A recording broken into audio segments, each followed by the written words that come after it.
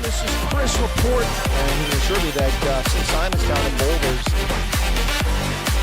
Folks, this is Chris Wyatt reporting from South Africa.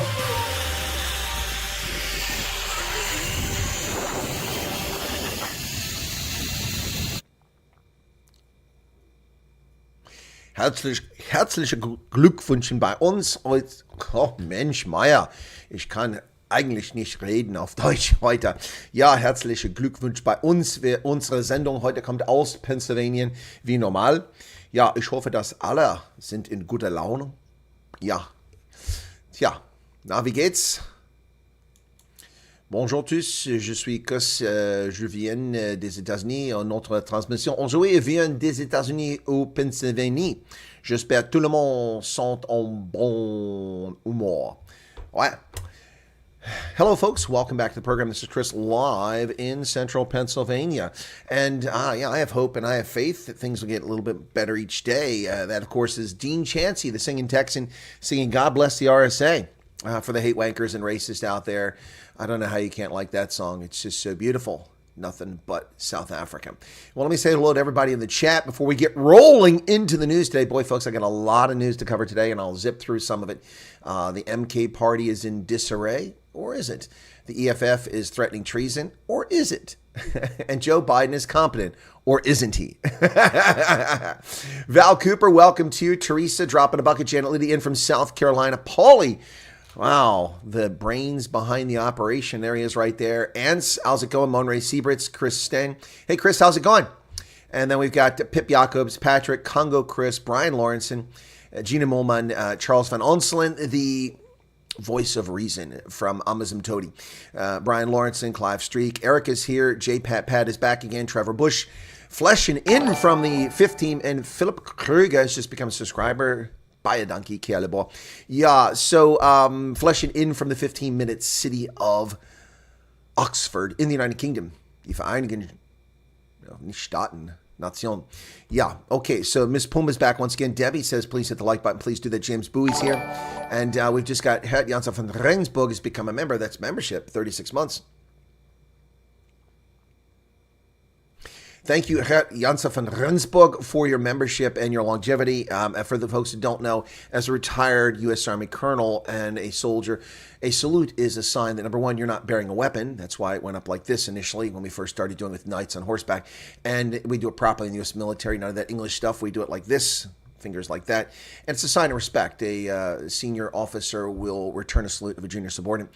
And what I'm doing is returning that favor as a retired colonel, recognizing your support for the channel Independent Journalism. Thank you so much for that. Right. So, Teresa, welcome to you again. Congo Chris is here. ZCM. That opening song is just wonderful. Thank you, Zelda. Hey, yeah, Zelda, that is Dean Chancey, the singing Texan. He goes to South Africa frequently. His association with South Africa started a long, long time ago. Back before apartheid even ended, he went there and did a project. And so he had a love for South Africa ever since then. Lynette Orr, welcome to you. And it's... Ernst says, sehr gut. Helen Rich is here. Rudolph Thomas. Hermanus whales are waving. Oh, stop. Every time I go to Hermanus, there's no damn whales. I swear. Those damn whales. Look, I can find the penguins pooping everywhere. Betty's Bay, Hermanus, take your pick. I can always find penguins, but I can never find those whales.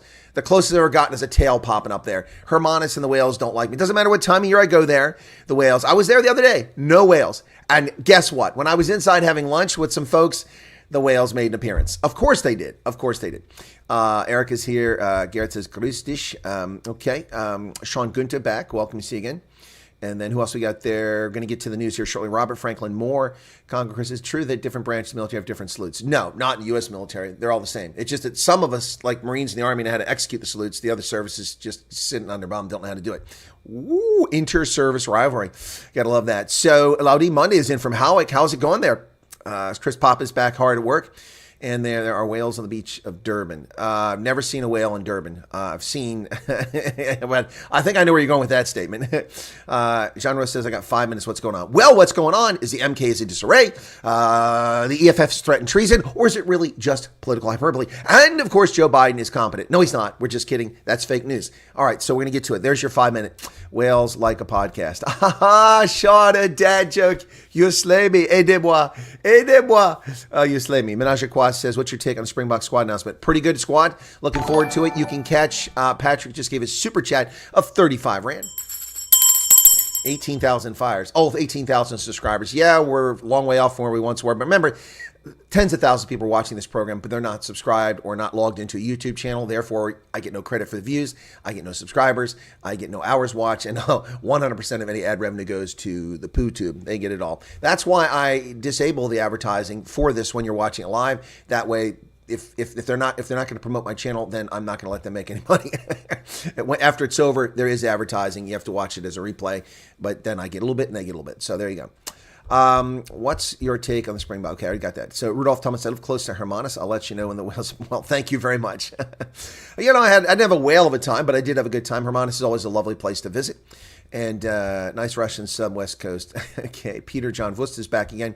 And my messages keep getting deleted. Paulie, I don't see your messages getting deleted unless you've put a bunch there. Jacques Vint is here. I miss Jacques Pierre Orban. Welcome to you. All right, let's get to the news, folks. I want to really quickly get to the news here. So first off, once again, for those who are new to the program, I see some people that are popping in that aren't here frequently. What we do on this program is I read the news in German, English, Afrikaans, and French daily. Although I'll be honest, today I didn't read it in Afrikaans or German or French. A little busy making videos and preparing for some other things. I have to get the tires replaced on my personally owned conveyance this evening. Yeah, just gonna. Ouch! Already paid for it though. It hurt. Already paid for it. On top of the trip, that was a lot of cash. About 18,000 Rand for the tires. Ooh, yeah. Anyway, so $850 thereabouts. Yeah. So on this program, what we do is I go through the news from around the world. I unfortunately pay for subscriptions for all of the major media outlets, and it costs me money. But that's so I can dissect the news. We're going to talk about the news headlines and also give you some analysis of what you're hearing, what you're seeing. So it's not simply just regurgitating what's on the news. All right. So there you go, folks. And with that, here we go.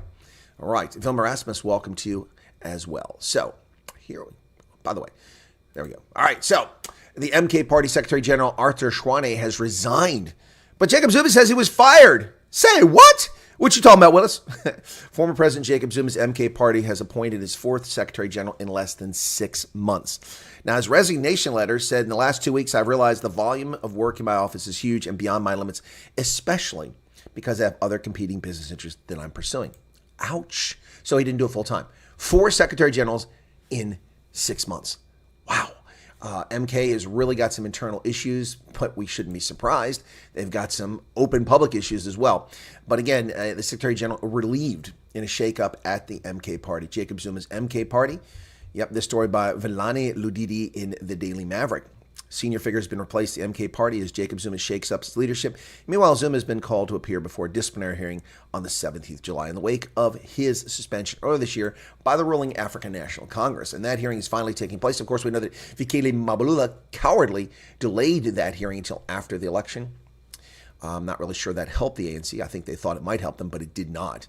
So the Independent Electoral Commission is asking the Electoral Court to move ahead with the case that the MK Party brought claiming electoral fraud in South Africa. Unfortunately, MK doesn't want to go forward.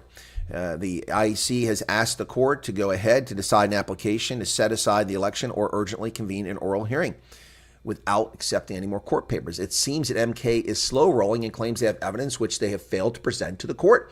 And that's what's going on here.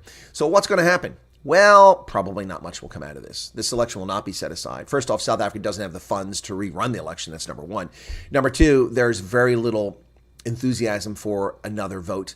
And quite frankly, the ANC cannot afford another vote. Because I'll tell you straight up, if there's another vote, the ANC will be destroyed. They'll drop to 33% in this. If we have a revote now, they're at 33%. A lot of people are angry because they're in a coalition with the Democratic Alliance and they need to get over themselves. The country needs a government. This is the most reasonable government, although 11 members a bit silly. It should have been ANC, DA, IFP, case closed, done and dusted. So the bottom line here, folks, is that nothing's going to come of this. There'll be no revote. Not going to happen. It wasn't illegal. It wasn't improper. And MK is simply making unfounded claims. Excuse me, my beard is curling up into my ear. I've got to get it out. Well, impeached, accused criminal, former Western Cape High Court Judge John Schlope is now in Parliament. I don't know how that happened. He wasn't even on the list. How is it even legal? You can't do that. Why is there no one making a big stink about this? Schlope was not on the list at all. How does he find his way all the way to the top of the MK list? Now, of course, the reason why the MK party did not include Jean Schlope on its list is because that would have caused an uproar and may have cost them some votes. So they kept their powder dry, they kept their intent hidden, and then they made him at the top of the list. So he leads their delegation in Parliament. John Schlope, the disgraced former justice from the Western Cape. Now, Schlope is, ironically, along with that other judicial genius, Julius Malema, on the Judicial Services Commission. Can you believe that? People who are angry about the ANC government national union are not ANC. No, there are ANC people who are angry about it as well, LL. Trust me. Yeah, so there he is, John Schlope, former Western Cape judge. President John Schlope has been nominated to serve on the Judicial Services Commission. This is an insult to justice. And this is why it's difficult to take South Africa's government seriously at times. Of course, you could say the same thing about my government. We have to have a Supreme Court decision to point out the obvious that presidents have qualified immunity. Yeah, but now, of course, the leftists and Joe Biden are running around going, oh, they can do whatever they want. They can murder people. No, not true. Actually, they've been getting away with murder for years. Of course, Barack Hussein Obama used an extrajudicial method to murder a naturalized American citizen and his U.S.-born son in Yemen a number of years ago, and was never charged with that murder. Also, no judicial process, no due process, which is guaranteed under this document right here. The Constitution of the United States guarantees due process and a trial by your peers. But that naturalized American terrorist did not get any trial. He was simply executed by Barack Hussein Obama, and he was never prosecuted for that crime. So when the Democrats say that now presidents can act with impunity, well, what have they been doing? What have they been doing? They've been acting with impunity for a long time. Schlope is an embarrassment, and this is a disgrace to the judicial system of South Africa, but hardly a surprise. Hardly a surprise. The African National Congress says it's determined to work with the Democratic Alliance in the government of national unity despite unhappy NEC members. And who do we have here but none other than convicted felon and violent abuser Andile Lungisa. There he is, convicted felon Andile Lungisa, the man who claims a liberation heritage, who was born in 1979. Well, ladies and gentlemen, we go now live to Quatro in Angola, the secret camp of the Umkhonto we Sizwe fighters, and we are now interviewing members of Umkhonto we Sizwe. Here's this fine young gentleman. Hello there. What's your name? Andile. So, Mr. Andile, you look a bit young to be a fighter. I'm old enough. Andile, be honest. When were you born? 1979. Andile, it's 1989. Yes, and I am a fighter. Andile Lungisa, the man who assaulted Mr. Kaiser in the Nelson Mandela Bay municipal meeting with a water jug and was convicted of it, only because it was caught on tape. Otherwise, he never would have been convicted. He would have gotten away with it. But Andile Lungisa, who spent prison time for his assault, a violent felon, is upset that the GNU is in existence. Ladies and gentlemen, leaked WhatsApp messages, leaked screenshots of WhatsApp. This is entertaining to say the least. Here we go. So here are some of the messages right there, including a statement from Andile Lungisa. We said no to the DA. Some we know the history of our movement, including the character of our movement. Please, in your hallucinations, don't ever include some of us to anything that has to do with the DA. We never joined the liberation struggle or the movement late in our lives. Comrades must be sensitive to the history of our struggle. Excuse me, what struggle did you have? To get in the queue for ice cream when you were 10 years old? Struggle. Give me a break. I love these clowns who had nothing to do with the struggle claiming liberation credentials. It's utter nonsense. But this goes on and on. All kinds of screenshots. When you say something stupid in WhatsApp or in Telegram or Signal, you better remember that people can do screenshots. Oh my goodness. Andile Lungisa. Can you believe this troll is still around? All right, folks. The Democratic Alliance is reminding the greedy Panyazi Lesufi that his vote for re-election was grass of the Democratic Alliance. And they're correct. They remind greedy Lesufi that they voted for his re-election amid tensions over provincial government. The fur is flying in Gauteng, folks. Former DA Member of Parliament Douglas Gibson has called on President Cyril Ramaphosa to crack the whip on Premier Panyaza Lesufi as he appears to push ahead with unreasonable portfolio allocations in the Gauteng provincial government. And what I have to say to the DA is this. This is what you get. You voted for this clown. And whatever befalls the nation, you voted for Cyril Ramaphosa. And there you have it. Now, on the national level, it's much more excusable to understand why it happened. But on the provincial level, there's no reason whatsoever why Panyaza Lesufi should even be the premier. And the ANC in Gauteng is acting as if they're the kingmakers. They are also Rands. Also Rands. Nobody wants the ANC. Despite the influx of people coming from rural heartland into the urban centers and flooding and then being hoodwinked with T-shirts. And well, not wearing T-shirts or KFC this time, but being hoodwinked to vote for these parties that betray their interests, the ANC, the EFF. The ANC still only got 34% of the vote in Gauteng. 34%, ladies and gentlemen. 34%. The Democratic Alliance got 27%, in no small measure owing to black voters. So they are acting like they are lords and masters. In fact, the two largest parties should be sitting at the same table, making the same decisions and holding the same press conference. But the arrogance of the African National Congress is beyond comprehension. It is gobsmacking. But hey, there you go. There you go. So, but for their part, the ANC is claiming that the DA are acting like spoiled brats. Miley lashes out after DA torpedoes Lesufi's idiotic plans. Gauteng Premier Panyaza Lesufi has once again postponed the announcement of his executive after a deadlock with the Democratic Alliance. The second time he had to postpone it. The ANC in the province is said to be in talks with MK, which voted in the party in Lesufi's election and seconded its speaker. Well, good. Feel free to take the 9% that the MK party has, add it to your 34%, and you don't have enough to rule. Unless you want to rule as a minority coalition and watch nothing get through. So work it out, boys. Sort it out. Because people want to get on with their lives. They don't want to listen to your garbage here. This is akin to watching the Itaquini municipality. Yep. Or Ekerhurlini. Absolutely ridiculous. Well, ladies and gentlemen, a bit of justice. And what are we talking about here? The corruption accused with 168 counts of corruption. What an amazing total that was. 168. And Lord knows how many more they could have brought against her. Zandile Gumeda, the woman drawing a salary from the KwaZulu-Natal provincial legislature for years, despite the fact that she was supposed to step aside. It was surreptitiously appointed there until independent journalists like myself and a handful of others pointed out that this woman should not be in that parliament. She was appointed and then she was suspended, but still got her pay. But the corruption accused Zandile Gumeda, her Confederates, are losing their assets, ladies and gentlemen. They are losing their assets. State seizes luxury SUV and mansions linked to Zandile Gumeda's corruption case. Asset forfeiture unit seized a luxury Jaguar and two properties valued at 25.5 million rand in connection with a corruption case against former Itaquini Mayor Zandile Gumeda. They allege the vehicles and properties were bought with funds flowing for corrupt waste removal tender that Itaquini officials awarded to 4 companies in December of 2017.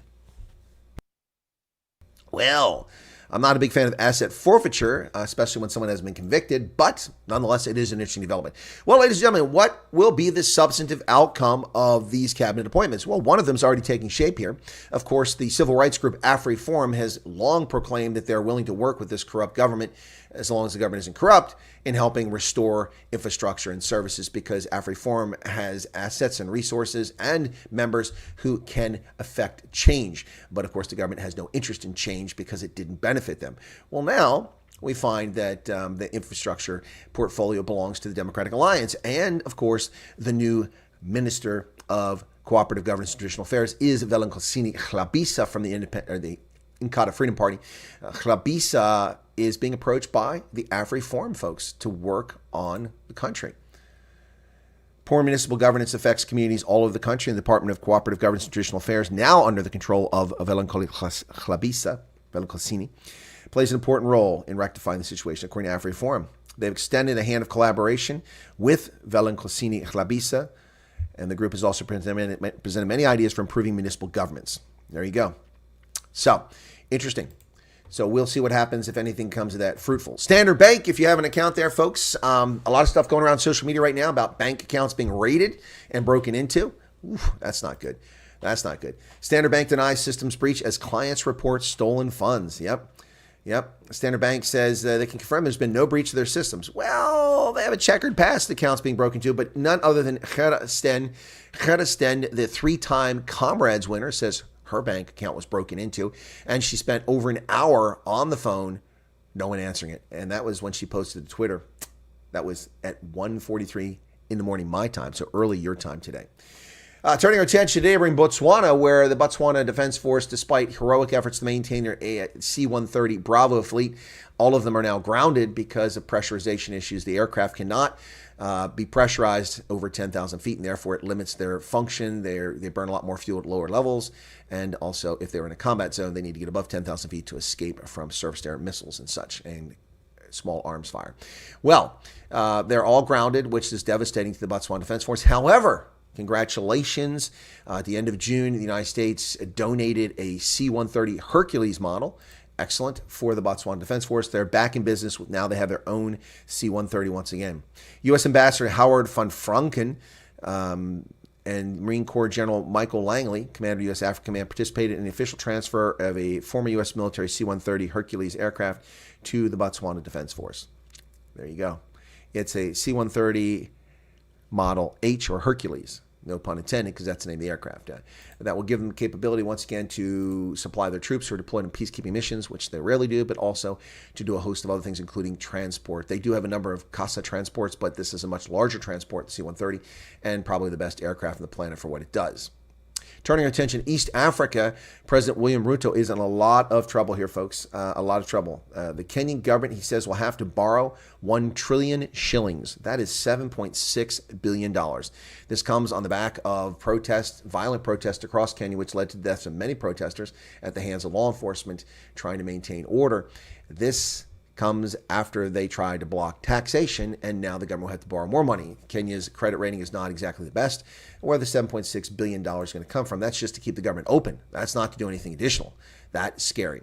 Meanwhile, in neighboring Sudan, which the mainstream media failed to report on with an alarming neglect, Sudan, of course, continues the conflict there between the RSF and General al-Burhan. Now, the RSF claims they captured a key city in the southeast, in Singa, the capital of Sennar State. Paramilitary forces battling Sudan's army for more than a year say they've captured a key state capital in the war-torn country's southeast. We've liberated the 17th Infantry Division from Singa, the Rapid Support Forces announced on Twitter on Saturday. Wow. They already controlled a large portion of the Darfur region with the exception of Al-Fashir, which is the only remaining city under the army and allied groups' control. Things are crazy in Sudan, folks. Now they've got Singa in the southeast below the capital. And this is a conflict that, of course, the African National Congress has willfully neglected. While they scream up and down about people facing potential starvation in Gaza, which we've now found out from repeated independent news sources is wildly overstated and blown, that doesn't diminish the suffering of people in Gaza who are suffering because of Hamas and Israel's retaliation. But 5.6 million people suffering hunger and hundreds of thousands at risk of starvation in Sudan doesn't garner one moment of attention from the African National Congress and Naledi Pandor, now replaced by the feckless Rani Lamola, who will now be the foreign minister. And what does he have to say about the 5.6 million people going hungry in Sudan because of a conflict? Not much. Not much at all. But then that is the hypocrisy that is the African National Congress. Meanwhile, also in the Horn of Africa, a dispute because the Ethiopian government signed an agreement with breakaway Somaliland, a country not recognized by almost anyone in the world, except a handful of countries, and me. I recognize Somaliland. I recognize their sovereignty. They are a legitimate country that has ruled themselves and provided security, safety, and a functioning economy for their inhabitants since the breakup of Somalia back in the early 1990s. But Somaliland signed a port deal, and that irritated the people who are in Mogadishu, who seem to think delusionally that they have some sort of control over Somaliland. They do not. Turkey has stepped into the fray to tamp things down. Turkey's begun mediating talks between Somalia and Ethiopia over a port deal that Addis signed with the breakaway Republic of Somaliland earlier in the year.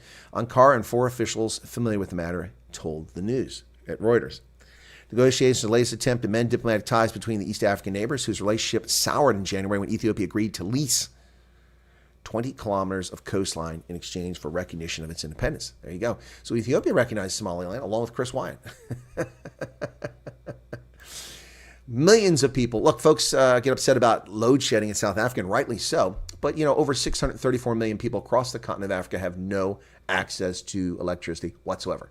Not load shedding, not intermittent power, no power whatsoever. They don't have mains, they don't have hookups, they don't have any electricity. 634 million Africans, almost half the continent, has no electricity access. None. Zero. Nip. Nada. Well, the Associated Press felt it necessary to tell the world that Nigeria is suffering because they have no electricity, straining businesses and public services. Well, duh. Thank you for that news flash there, Taiwo Abaded. Dimly lit and stuffy classrooms stir with life every morning as children file in. Rays of sunlight stream through wooden windows, the only source of light. Pupils squint at their books and intermittently the blackboard as teachers try to hold their attention. It's a reality for many school children across Nigeria, across Africa, where many buildings don't have access to the national electricity grid. Well, it's like many Africans, they don't have access to the national electricity grid. This is not exactly news breaking, but thank you for sharing it nonetheless, Associated Press. Meanwhile, Israel has ordered Palestinians out of Khan Yunis again.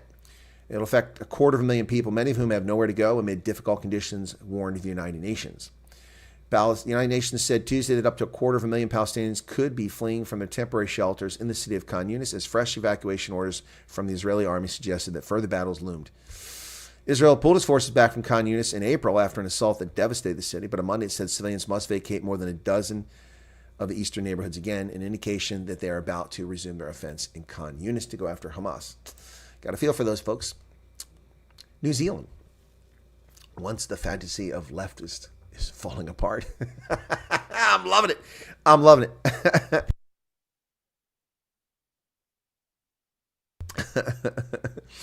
Oh my goodness. New Zealand, once again a utopia for Trump-weary exiles, turns to the right. The populist national-led government is undoing many of Jacinda Ardern's progressive initiatives. Yes! And the celebration continues. We're going to have a good time tonight. Let's celebrate. It's all right. Oh, my goodness. Wow. The sudden shift has caught many American expats, of them the 6,000 Americans living in New Zealand, off guard. Wow. The Ardern era is well and truly over. The national-led coalition that took office in November has set about undoing many of her useless government initiatives. It's following a playbook not unlike the Project 25, a second-term battle plan promoted by pro-Trump think tanks designed to concentrate power in the executive branch and unravel efforts to slow global warming. Okay, first off, that's horse manure. It's about returning liberty to the people. Reversing a ban on oil and gas drilling, thank goodness, people need energy. And proposing a fast track for big projects to clean mines that bypass environmental checks, good, because all you're doing is impoverishing people by stopping mines. It has cut climate programs and jobs, yeah, good, put the money to better use. Scrapped electric vehicle subsidies, good, because why should taxpayers pay for someone to have a luxury electric car? That's not fair.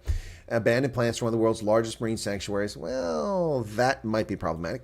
And set aside world-leading cow burp tax as it questions the science of methane, a potent greenhouse gas. Yes, methane is a potent greenhouse gas, more potent than carbon dioxide by a wide measure. But of course, it's not the cow's fault. It's not the cow's fault. Anyway, Jacinda Ardern, gone. Mr. Ed. Have you seen what she looks like lately? Man, that woman is going through something. Meanwhile, in India, over 100 people killed in a stampede at a religious gathering. Officials in the northern Indian state of Uttar Pradesh said over 100 people were killed and more than injured. Crowds had gathered to celebrate the Hindu god Shiva in the city of Hathras. Oof, that is hectic, folks. Man, big crowds. That's why you'll never find me on the Hajj. Oh, I'm not a Muslim. I can't go there anyway. But you'll never find me at the Hajj, even if I was a Muslim. No way. Even though it's one of the pillars of Islam, I would probably skip it just because I wouldn't want to be crushed to death. Well, ladies and gentlemen, while the West buries itself in environmental legislation and shuts down our energy production and leaves people in the cold and in the dark, suffering, starving, freezing to death, which is what their intent is. While that happens, of course, China continues to build coal-fired power plants at a record pace, over 350 per year. They have thousands of them. They're the world's largest polluter by a wide measure. Now nearly twice as much pollution as the United States because of our continuing efforts to modernize our economy, which leads to more efficient uses of electronic devices, motor vehicles, and heating systems, and reduces our carbon footprint, despite the fact that millions of people have fled into our country illegally. We're still reducing our carbon and other pollution. But China continues to increase its pollution, and now the world doesn't bat an eye when China sets up a new state organization to drill deep for oil and gas reserves, going deep. China is setting up a new entity that groups national oil producers and other state firms in search of ultra-deep oil and gas reserves to tackle harder to extract non-conventional sources. Where is the environmental outrage over this while China pollutes the planet? course, there is none because they don't care. The Chinese can do whatever they want. The communists can get away with whatever they want. But people in the developed world who are cold and tired and hungry and want to develop their economy through entrepreneurialism and extraction of energy are prevented from doing that by capricious, idiotic leftist governments. Myanmar, the corrupt regime that overthrew the democratically elected government of Aung San Suu Kyi 3 years ago while Joe Biden was sleeping on the 1st of February 2021. Yes, that government has now accused 11 people of rice price gouging. Amid armed conflict following the 2021 coup, Myanmar's fast depreciating currency is destabilizing the economy. Officials said on Monday that the detainees included rice traders, millers, and retailers. The charges relate to the sale of rice is up to 70% higher than what is deemed acceptable by authorities. Now, isn't that nice when authorities decide what is a fair market price? Yeah, price controls. Doesn't work, buddy. Doesn't work. Setting the price? No, unacceptable. Let the market decide. Let the consumer decide. This is what leftists do and fascists and authoritarians. Well, ladies and gentlemen, the right-wing government of the Netherlands is now in place. Can you get a little pause there? Can you get a little pause? That was easy. Yeah, not really. It took 7 months. South Africans puzzled and frustrated that it took 3 weeks to get a government national unity cabinet announced. Folks, you should deal with the Netherlands, where it took 7 months to form the government. Wow, that's crazy. Yep. Geert Wilders' far-right party has 5 ministries in the new Schoof cabinet, including trade and migration. Well, Geert Wilders got trade, but the DA couldn't get trade in South Africa. Hey, I guess they're a little more effective than the DA. An eclectic government that includes the far right takes office in the Netherlands today, led by former spy chief and including a minister of agriculture who first tasted farm life on a TV reality show. Which sounds a little bit like South Africa. Prime Minister Dick Schoof, I'm not making that up, that's actually his name, is 67-year-old, is a political novice who emerged as the only palatable candidate for the four-way coalition that includes the Freedom Party of anti-Islam campaigner Geert Wilders. No, he's anti-Sharia, not anti-Islam, which first came in general elections last year. The other 3 parties agreed to join the government, provided Wilders himself did not become premier. The country's new agriculture minister is Femke Wiesma, a 39-year-old, bleach blonde with a smile. She achieved fame in 2010 in the Farmer Wants a Wife program. She married the farmer, had 4 children, got divorced, and became a politician. So she went on a reality show. She married the farmer, got knocked up, and had 4 kids, and then she divorced him.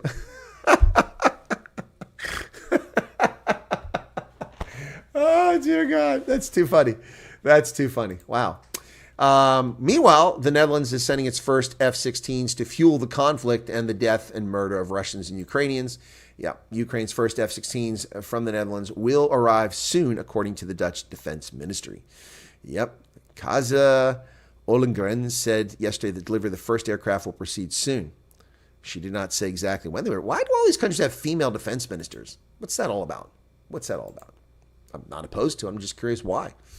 Well, people are getting tired of the grifter-in-chief. Finally, I've been warning you for, over 2 years now that this guy is a grifter. Yep, there you go. Zelensky fatigue. Confidence in Ukrainian president is plummeting globally. It's about damn time. Quit giving money to this man who is sending young men to their death over his arrogance. New survey data made public Tuesday by the Pew Research Center shows that Zelensky, the country's comedian turned pseudo-politician, is rapidly losing the trust of populations around the world, including in neighboring European nations such as Poland, who've had enough of Zelensky and his penis piano-playing exploits. Yep. Meanwhile, Hungarian leader Pierre Orban, one of our viewers right here, Pierre Orban is right here. No, Viktor Orban. The Hungarian leader Viktor Orban is calling for a ceasefire.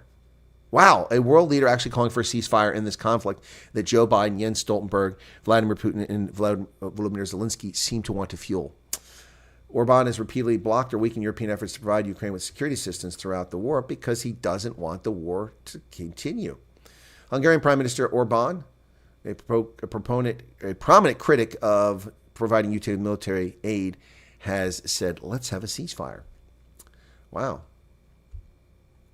He suggests Ukraine should agree to a ceasefire with Russia as part of an effort to begin negotiations to end the fighting. There you go. So why don't we have a ceasefire? Where's Joe Biden's ceasefire talk? Where's Joe Biden's peace agreement? Oh, wait, he hasn't had any of those. That's right.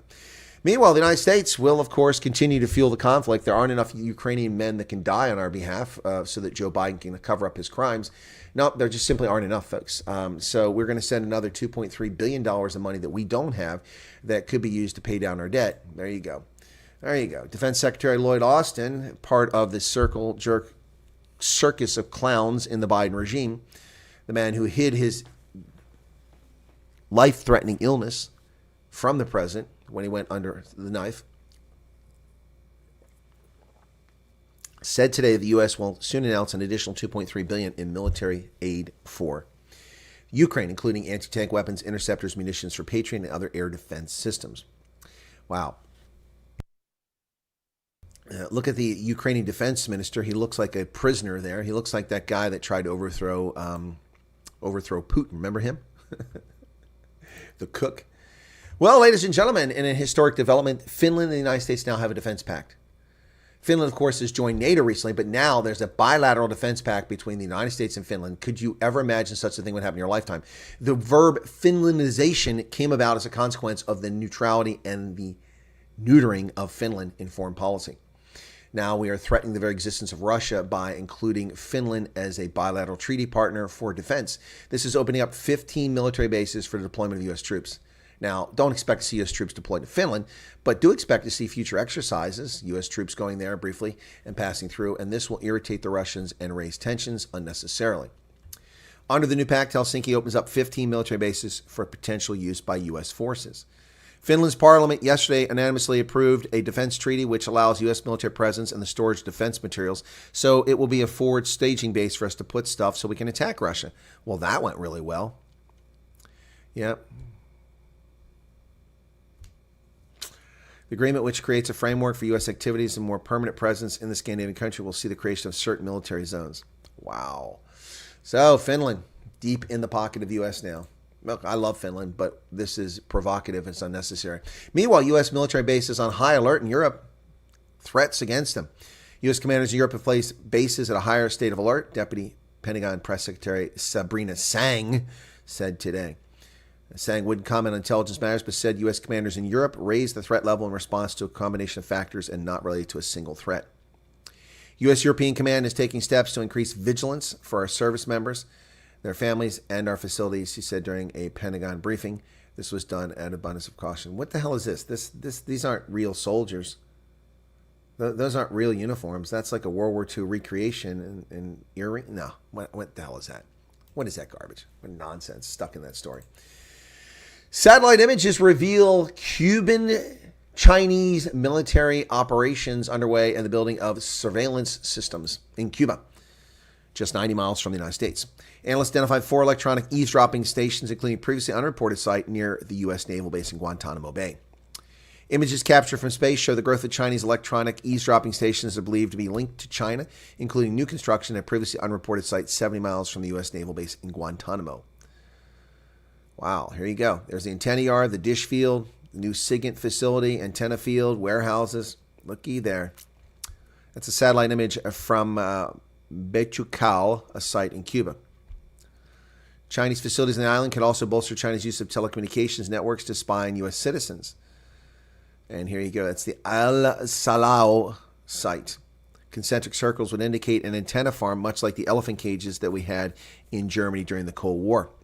Now, ladies and gentlemen, is it alarming the Chinese are building surveillance networks on our doorstep? Of course it is. Is it their right?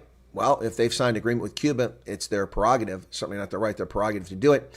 However, we reserve the right to do the same to China.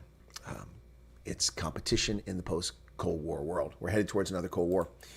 Supreme Court's immunity decision on Donald Trump has got the left screaming bloody murder. And the Washington Post has an op-ed by Patrick Marley saying the Supreme Court's Trump immunity ruling poses risk for democracy, according to experts. This is horse manure, total nonsense, folks. It does not pose any threats to democracy. It simply states the obvious. President and officials have qualified immunity for their official acts. It's as simple as that. As simple as that, as I said at the beginning. A Tennessee woman has been awarded nearly $700,000, including $500,000 in punitive damages for being fired for refusing to take the jab. On religious grounds, she refused to take the jab and she was sacked, and now she's got her revenge. A federal jury has awarded former Blue Cross Blue Shield of Tennessee employee Tanya Benton over $687,000. Yep, she was fired from Blue Cross Blue Shield of Tennessee for refusing to comply with their Rona jab requirement for employees, and she got almost $700,000. That would come from $177,000 in back pay, $10,000 in compensatory damages, and $500,000 in punitive damages. Now, how much of that do her lawyers get? She worked at BC, the Blue Cross Blue Shield, Tennessee, from 2005 to 2022 as a biostatistical research scientist, and she never went into the office. She only interacted with 10 or 12 clients per year and never with any patients. Yet she didn't take the jab, and she was sacked. She appealed her sacking, and she has finally got her revenge. And this is going to happen in spades. You know, these clowns that created these jabs may have total immunity because of Donald Trump's nonsense, giving them immunity. But the people who forced the jab on people have no such immunity, and these lawsuits are going to come fast and furious, and a lot of people are going to lose a lot of money for violating the human rights of our citizens. And I hope they suffer immensely, those who did it. Donald Trump's lawyers are asking for the judge in the non-existent criminal conviction, it's a criminal conviction for non-existent crime, to set aside this thing. Wow. Trump seeks to set aside New York hush money guilty verdict after a Supreme Court immunity ruling, arguing that the Supreme Court says he has immunity for certain actions, and they were denied. Excluding those comments during his presidency were denied from being excluded from the trial. Since they couldn't exclude those things, it has tainted this trial. As I said, it's not a legitimate conviction. It will be overturned, but it's ridiculous in the meantime. Convicted felon and gun-toting crack whoremonger Hunter Biden is suing Fox News because they published photographs of the crack-idled, convicted felon whoremonger naked parading with prostitutes. And apparently that undermined his dignity. Wow. Hunter Biden accused Fox News in a lawsuit of unlawfully publishing explicit images of him as part of a streaming series.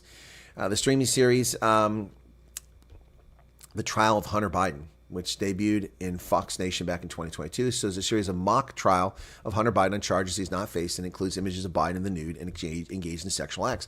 Of course, this was all in the public space. It's not like Fox revealed this. We all saw this long before 2022 when these photographs were revealed. So it was hardly like it was a secret.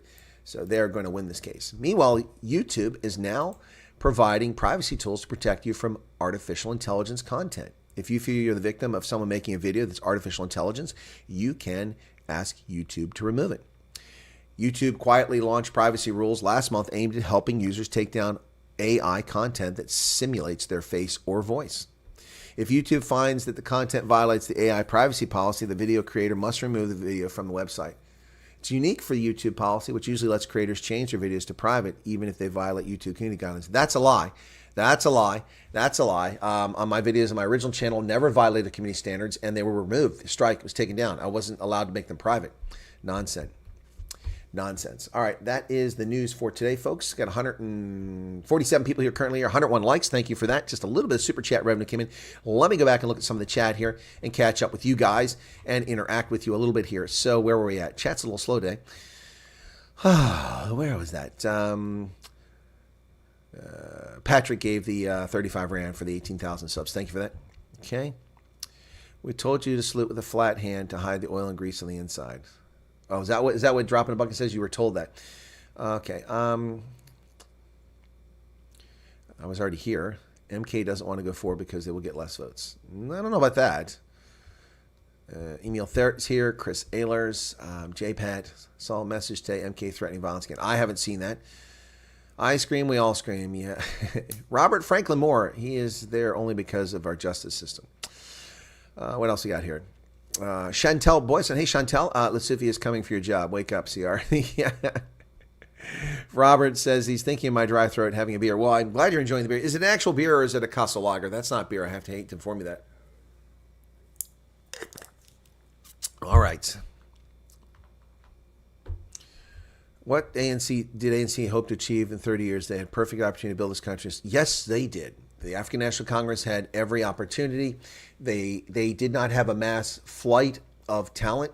They did exclude people from the government, which was a huge mistake. but people still didn't flee the country in mass numbers. There's a lot of people left the country, but the majority of people who had the skills stayed in the country, and they squandered it with their racist policies. They diverted funds meant to educate people to their own pocketbooks. They destroyed the infrastructure, and they allowed gangsterism to take over the country and undermine public safety. And so that's what they've accomplished in 30 years. Leah Menar's here. Welcome to you. No, didn't hear you. Everything was gone wrong. She was fault. No? Oh, okay. JPad's being funny, facetious. Roger Roberts here. Welcome to see you there again. Grasshopper's back. Hey, Grasshopper. How's it going, man? How's it going? There's that Grasshopper again. All right. Sean Mandish, everything's going perfect according to the globalist plan. Soon the middle class will be the peasant class. PK says, this is why I'm saying stop reeling. I don't understand what you mean, reeling in the government. What's that mean? Could not see what I was typing, then my freedom of speech was obliterated by notification. Ulrich Fenter.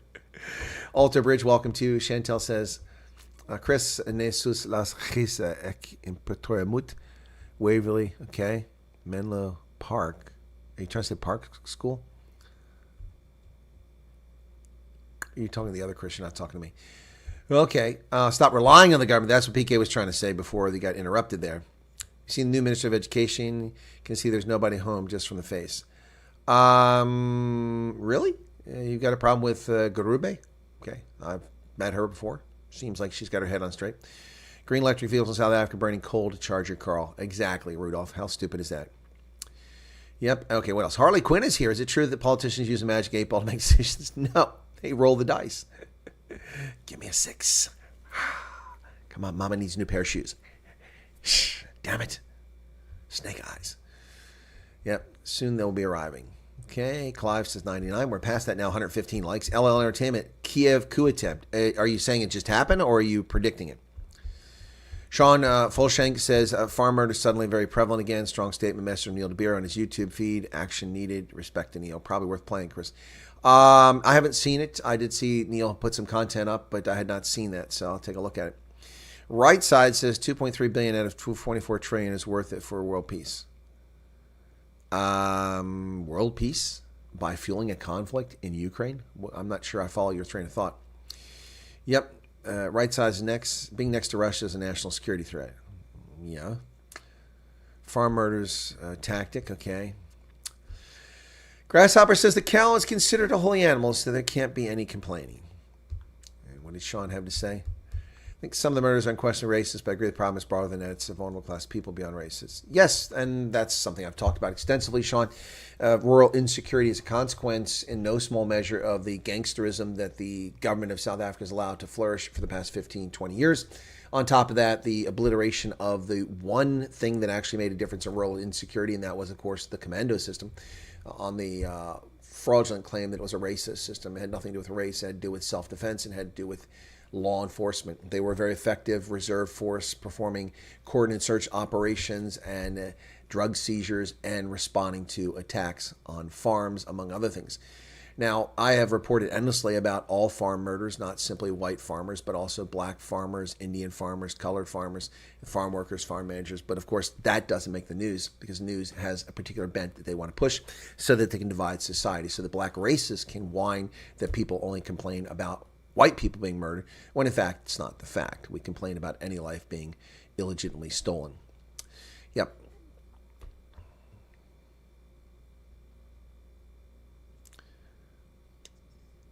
What else?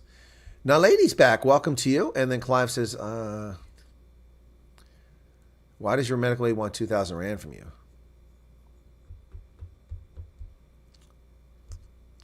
They knew damn well what they did when they got rid of the commandos. Yes, they did. Exactly. They knew very well. And I said that at the time, but then at the time I was inside the intelligence community, so it wasn't something I shared with people publicly. I said, this is intentional. It's meant to undermine and weaken the rural communities. Absolutely. That was intentional. But the problem wasn't for the reason you think it is. The reason that the ANC wanted to get rid of commandos wasn't because they intended to have rural insecurity. There's no big master plan here, in my view, for them to let the rural areas fall apart with farm murders so that we can take over the farms. No, that's not what it is at all. At that time, when this was going on, The willing buyer, willing seller basis is still in effect. It is still today, but it was actually farms were being purchased back then, and the government was getting land, and so that was no. The reason that the ANC wanted the commando system gone is quite clear, folks. The ANC is batshit crazy, terrified of white people. Now, that sounds crazy because it proclaims to be a multiracial party, which, of course, is nonsense. It's not a multiracial party. It is not. It was at one time, but it's quickly become a black supremacy party over the past 15 years. But the ANC is batshit crazy, fearful of white people, attributing superhuman capabilities to white people, as if they fart, golden farts, and, they piss, liquid platinum or something like that. No, white people are just like any other people, as in DNA. But the point here is that the reason that the ANC wanted the commandos gone is they feared the commandos. They feared the commandos could and would be used as a mechanism to overthrow the ANC-led government. Now, that was never going to happen. The people who were in the commandos were by and large loyal to South Africa, not to the ANC, and not to any movement, right or left wing. So that's why they did it. Just if you doubt me, all you have to do is look at the Boermag. Look at the saga of the Boermag. The Boermag was comprised of more government agents than actual Boermag members. The government agents infiltrated and outnumbered Boermag and then rolled it up and put them in prison forever. Yeah, that's the truth. They were so fearful of the Boermag. And that shows you how the ANC responds to things. And that's why the commando system was torn apart. That's why it was torn apart.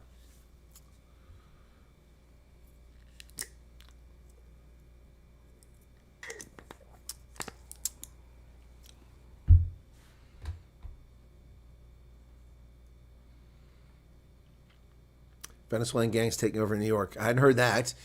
Oh, Ed is back. Welcome back, Ed. He says Afrikaans are taught. Well, first off, Afrikaans isn't taught. Afrikaans is a language. So perhaps you mean Afrikaners. Afrikaners are taught to accept their mistakes. Why not apologize for apartheid? Why should Afrikaners apologize for apartheid if they didn't participate in it? Most Afrikaners alive today were born after apartheid, so they have nothing to apologize for. I would if my father did not die for that government. PK's father died. Okay. They knew damn well what they're... Yeah, exactly. I didn't even see that N found his way in here. Zelda says correct. Yeah, you should apologize for apartheid unless you were active in it. I mean, look, folks, let's just go back to the reality here. South Africa, many communities in South Africa simply want to be left alone and don't want to mingle with other folks. That's just been the norm of South African history. Apartheid, separate development, was introduced to institutionalize that concept. Right or wrong, that was the purpose of it. Now, all government officials used their power illegitimately to discriminate against people, and that's what led to many of the bad things that came with it. Discovery phoned my mother asking if she took the trial, and when her policy says you may not take trials, don't even know they're... I don't even know what you're talking about there. Franklin says, I'm not worried. 4 minutes of correctional services. He has some backbone and discipline. Submission defense has no back... what are you talking about, Franklin? No, you shouldn't apologize to me, White. Look, ladies and gentlemen, let's just be very clear. Steve Biko was on to something. Steve Biko was onto something. Whether you like Steve Biko or not, whether you like his legacy or not, the truth of the matter is Steve Biko was onto something. Steve Biko said that black people shouldn't apologize for being black. You should be proud of who you are. Black consciousness. You should know who you are. Now, he had some other crazy ideas, but that point is valid. Everybody should be comfortable in their own skin. You can apologize for who you are. You can apologize for your actions. You can apologize for your words. You can apologize for deeds you've done or not done. But apologize for being white or black or brown or blue, that's just nonsense. That's the domain of racist. And telling people they have to apologize for something they had nothing to do with is just racist, because it's by definition claiming that a group of people is responsible for something they had nothing to do with.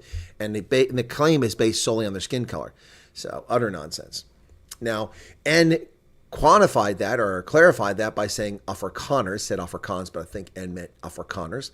Afrikaners should apologize. Well, that's not racist. Not because he's talking about an ethnic group, not talking about race. He didn't say white people. If he said white people, it would have been racist. But he says Afrikaners, that's a bit more specific. Afrikaners are generally associated with the implementation and the promulgation of the apartheid regime, although they weren't exclusive in that. Black folks, brown folks, and English speakers had something to do with it. Surprised N is here craving your attention. He's romantically obsessed. Yes, I think N is obsessed, but it's okay. I don't mind as long as N isn't disrespectful and rude to people, and the same to you. You shouldn't be rude, disrespectful to N. As long as N behaves and people are welcome on the channel, that's fine. I've always said that. I don't mind people with different views. Other people are welcome to be wrong every day. It doesn't hurt my feelings if they're wrong. Apartheid, self-government. Yeah, Chris, no. Self-rule, not really. More separate development. That's the purpose of it. I mean, apart means literally apart. N says, your logic, beneficiaries of wrongdoing should not be held accountable for the dangerous benefactors' crimes is decidedly disingenuous. Not disingenuous. I'm not disingenuous. I have no dog in this fight. And you're also factually wrong. Now you're trending on the racist line here because you're implying that people who are white, and if I'm incorrectly inferring, you tell me I'm inferring incorrectly. You are implying that people who are white have unjust benefits as a consequence of something someone else did. Well, that's fallacious and just nonsense. So, but if I've inferred incorrectly, go ahead and tell me I've inferred incorrectly. But it's pretty clear to me what you're trying to say. No. Who benefited from what? Again, I love this nonsense. I didn't have a penny to my name. No one gave me a job. No one gave me anything. The only thing I did because of my abject poverty was qualify for federal and state programs for people who were poor and indigent. And I used that money wisely to go to school, but then I wasn't wise at school. And then I earned my way in the Army and saved and put myself through school. No one gave me jobs. Everything I got, I earned. Nothing was handed to me because of my skin pigmentation or because of my gender or because of my sex. No. Everything was earned. And I lived in poverty. No running water, no plumbing, no electricity, no money. So I don't want to hear this nonsense about this. That's just racist nonsense that people profit from it. If you want to talk about the Rockefeller family who made money from the oil fortune, you want to talk about the Vanderbilts, you want to talk about groups like that, then we can talk about that. It's like attacking Johann Rupert for being wealthy. Johann Rupert has made virtually all his money on his own as an adult in post-apartheid South Africa. Most of his money is tied up in Richemont stock. Richemont is a group he took over and controls and has a big portion of their stock.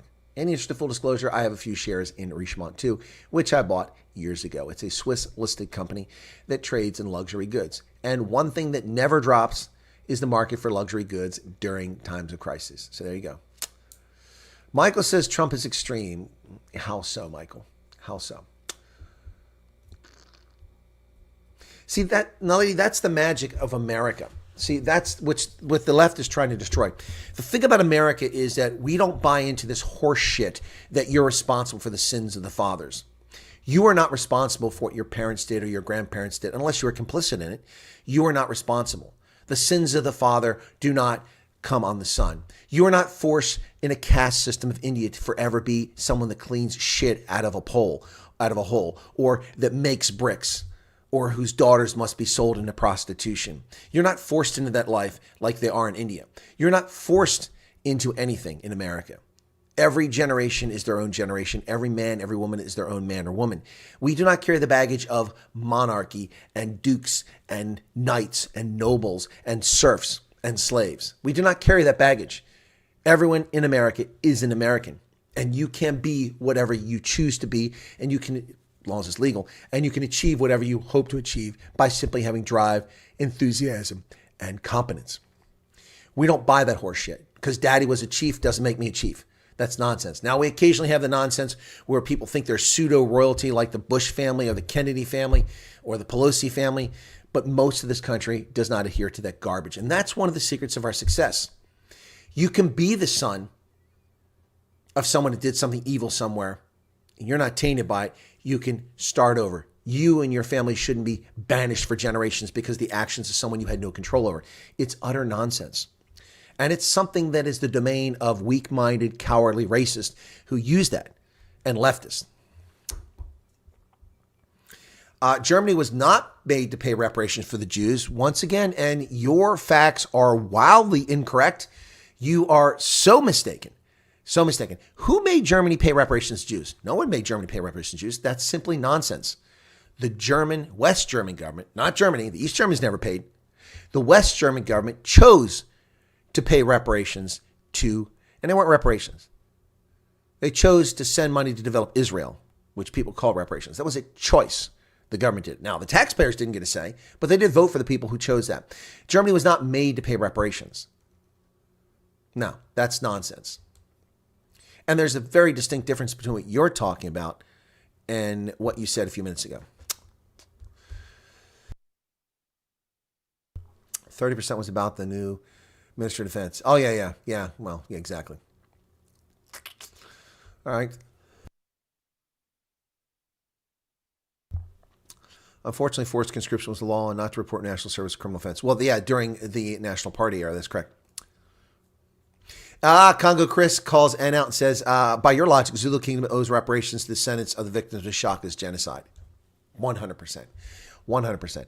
In the minds of Congo Chris, then many Trekboer families are owed compensation by the Kosa who forged 9 conflicts against them, raping and murdering their families and stealing their cattle.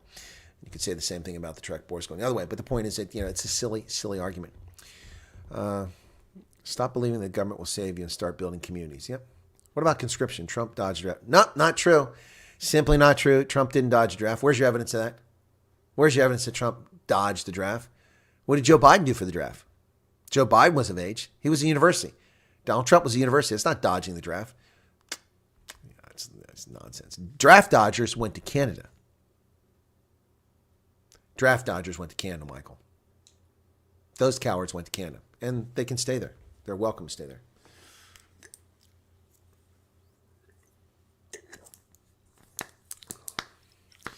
No, Congo Chris, it's fine. The cognitive dissonance is hilarious.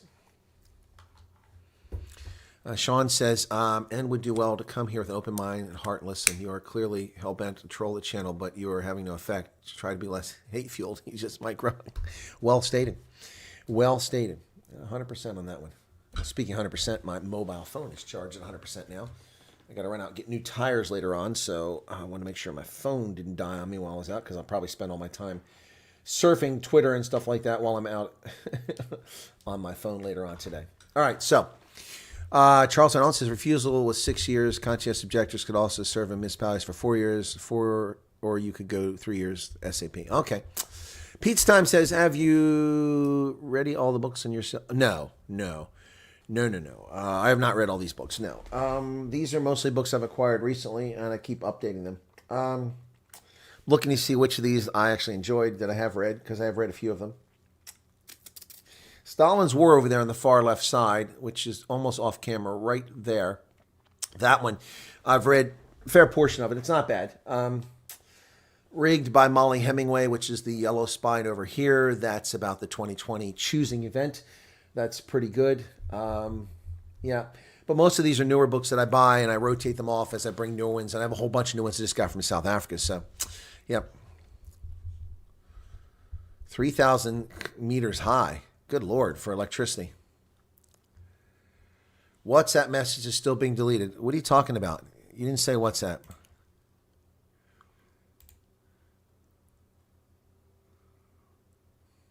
No, your messages are here. I got a message from you at 1:04. Eye of the Storm by Roland DeFries. I think I have read that. Right, Aaron. So you had to go to the military after the draft. A lot of people went to grad school, spent 6 years. All your messages on YouTube being deleted. Well, I see your messages, Paulie. What are you talking about? I see your messages. I don't understand what you're talking about, man. Where's the train theme tonight? I don't know where the train theme is tonight. That's a good one. Paulie, I don't know what you're talking about, man. I can see your messages here.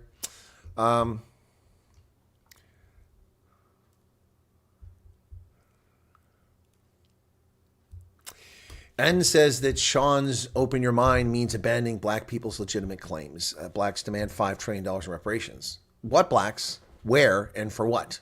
Reparations for what? The window for land restitution is closed, and that's been dealt with. So what restitution are you talking about here? Does Peter Hernewald support bringing back the death penalty? There's a whole bunch of media attention on it today, claiming that Peter Hernewald will bring back the death penalty. First off, he can't bring back the death penalty. I mean, this is what kills me about this stuff. Donald Trump will ban abortion. Donald Trump doesn't have the authority. Peter Hernewald, not you, but the media. Peter Hernewald will bring back the death penalty. No. He's in favor of return of the death penalty. He has stated publicly several times because of what's happening in South Africa's rural communities and the crime wave in South Africa. However, he doesn't have the authority to bring it back. Parliament must change the law. That kills me. People are just so funny. Peter Hernewald is not going to change that. What he's probably going to do is get a handle on prisons, and if it's funded properly, improve the quality of life for people there and also improve the security so that, Thabo Bester can't just walk out of prison anymore. Yeah. Boers are whites who speak Afrikaners are the rest. Okay, says Megan. Shaka owes $5 trillion, says Congo Chris. Gaten wants to bring back capital punishment. Well, unless he's going to be spanking people participating in track, football, or rugby, I don't know what capital punishment Gaten's going to bring back as the Minister of Sports.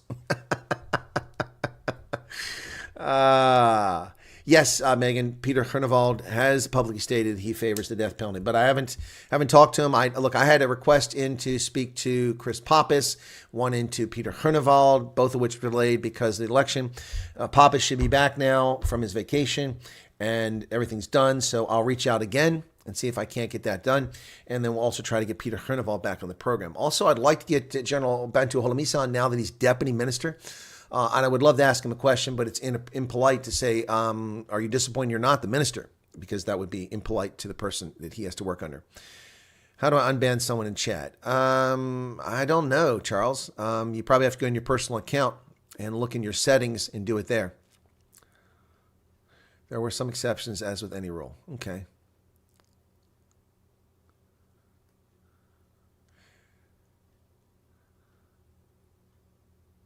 JPat saying, not had WhatsApp deleted, but YouTube has deleted several of my comments on various videos recently. Not rude comments, but maybe just, yeah, look, okay, if you post a comment on a video on YouTube, a content creator can put banned words in there, and it's the same in chat. So you can't type certain things, your chat won't show up. Use the N word, can't do that here. I've got it blocked because I think it's low class. So I don't do that with many words, but I do with a couple of them. And then YouTube also automatically does that. So I went through today and looked at what do they call that on YouTube? Not harmful. What are those things called? What are those comments called? Let me go there. Let me see real quick. Content really quickly here. I want to look at comments. That's not what I wanted. So comments. Got my comments line. There's hell for review. Okay. YouTube has things hell for reviews. So Chris Ehlers posted something yesterday and said something about Ramaphosa with a impolite end of it, and YouTube blocked that. Then I don't know why this was blocked. This guy, Sifiwe Fukutawa, 11 days ago said this. Now, I never saw this. I just happened to look in the Hell for Review today just to see if there's any comments. There were a bunch of them. Ever since I went to South Africa, I've been targeted by racists. But I'm not claiming this guy's one, but this is what it said. Then say what was said online, Colonel. If there's nothing racist about it in that context, when he used those words, he knew exactly what he was doing, and we don't want to be led by racist individuals. We had nothing to do with anything, yet he chose to use violent and offensive language. Similarly, we did nothing in the past, but we're called offensive names. When someone uses these words, they know exactly what they're doing, and that's not free speech. Well, the problem with that, Sifiwe, and that message is blocked. I can't restore it. There's a little check mark there, but it's grayed out. I don't know why I can't restore that. That's on the one about, and I said it's not about Ronaldo, it's about undermining the government national unity. The problem with that, Sifiwe, if you're here, is that you've been hoodwinked. You've been hoodwinked. As I've said before, the language used was impolite, it's rude, it was a poor judgment decision. However, that's not what happened. What happened is that Ronaldo started this off saying that there's a double standard, that people can say things and other people can't say things. He said, for instance, if I said the following, yada, da, da, da, da, da, he said all those things. And then when he finished, he said, no, I don't believe any of that. That's just rude and inappropriate. But that was all removed from the video. It was altered. And Sifiwe, you've fallen for it. I'm not excusing the words he used. I would never use those words, and many people wouldn't. But it was done in educational context. It wasn't calling black people that, and you people were suckers for falling for it. Unbelievable how gullible people are. They attack someone without knowing anything about them at all.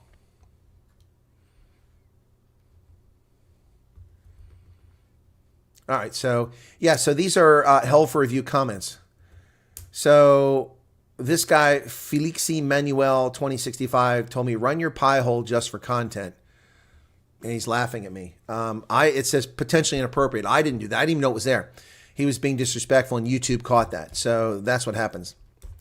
Yeah, and then this one here, I don't even know why this is held. Maybe there's something more to it. Yeah, Keith Alderson had a reply. I have something on here. It was held. It says over 900,000 South Africans living abroad, 330,000 voted. That's 1 out of 30 from abroad. While 3% of voter turnout probably represents pragmatic reality.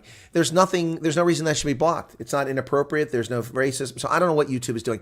Their chat stuff is just catching things just willy-nilly. So I can't explain that, folks. So I can tell you that I'm not doing it. I can't tell you that some words are banned. And in fact, if I go to my settings, let me see if I can find out what words I've banned. Permissions, community, agreed users, blocked words. Okay, block words are the F word for someone that's not straight. The K word is blocked. The N word and the P word are all blocked. So if you use those on my chat or in my video somewhere or a combination of that, you can't. That's the only 4 words I block. That's it. And I do that because trolls come on the channel and use that and then try to get the channel shut down by saying, look, they're racist. We're not racist here. And we don't tolerate racist. So I have that function to block it. So that's the only words, 4 words. That's it. I mean, what's his name? George Carlin had more words than that. They were banned: shit, piss, fuck, yeah. Yeah. Anyway, but only 4 words are blocked. So anyway, by me. YouTube does its own thing. All right, so where do we leave off at? Also got to laugh at the people who are yelling, whites do this and do that. The majority of the country is black. Please stop blaming. Yeah, exactly. Yeah, stop blaming bad decisions on white people. I have nothing to do with it. Just how far back does the blame go? Exactly. That's why the agreement at Codesa in the early 1990s, the Convention for Democratic South Africa, was a profound and pragmatic decision. Land claims could be made back to 1910. That's legitimate. There was no South Africa before 1910. The Union of South Africa Act by British Parliament created South Africa in 1910. And therefore, in the minds of rational people in the early 1990s, that was a reasonable date. Everything before that is the sands of history. It's lost through the sands of the hourglass. Conflict, 9 Boer, Kosovo Wars, the Brits and the Anglo-Boer War, that was all pushed back. It's all forgotten, and everything goes forward. So only from 1910, and when the first racist legislation to take land from black South Africans took place in 1913 with the Native Lands Act, that's where we go from. So anybody who had a land claim at that time can claim it and claim compensation from that time. Anything before that is just nonsense. Sean says, I'll take $500 from my $5,000 donation to Ronaldo's legal fund and give it to you for your reparations. Can we call it quits? Will you stop trolling Chris? Oh, speaking of which, for Ronaldo, for those who are curious, I did hear something from him. 19,350 Rand have been raised for Ronaldo's legal defense fund. If you'd like to contribute to that, let me find that again. Let me see. Ronaldo. Okay. Come on. There it is. Got it this time. Found it a lot easier than I did yesterday because I got smart and I renamed it. So if you'd like to contribute to the Legal Defense Fund, here it is. If you want to. There you go. There's the ABSA bank account. Code is 632005. Account number is 4051893559. And remember to reference Ronaldo Jos if you want to donate. If you don't want to donate, that is your prerogative. You can do a screen capture of that if you'd like very quickly, so you've got that information. All right. So, yeah, where were we at here? Back to where I was just a moment ago. So, okay, what else? DA can get something back on track. If I have to pay reparations, then by that logic, victims of communism should demand reparations for every gender-confused leftist working in a coffee shop. Yes, PK, and all of this is just noise, white noise for the 1%. That's right, the political elites, yep. Anonymous Lex is back. He says there's a petition that calls to criminalize the words Boer and settler when used in political context or when referring to white people. I think that's stupid. think that's stupid. But obviously, we know that people use the term settler to insult people. But I mean, when you drive into the from the airport in Cape Town, you're driving on Settler's Way. You know, so I mean, it's the name of the road. I think it's silly to ban speech. What you do is you just ignore those people and you ostracize them, and then they learn or they don't. You get Prasa back on track. Okay, gotcha. Yep. Okay, so. Where else did I got here? Are we missing here? Dropping more Boers were killed by British in war and concentration camps than any other nation, yet today we thrive as neighbors. How do you think it's possible? I'm not sure. What's the KMP word, Paul? Calgon and Platonic.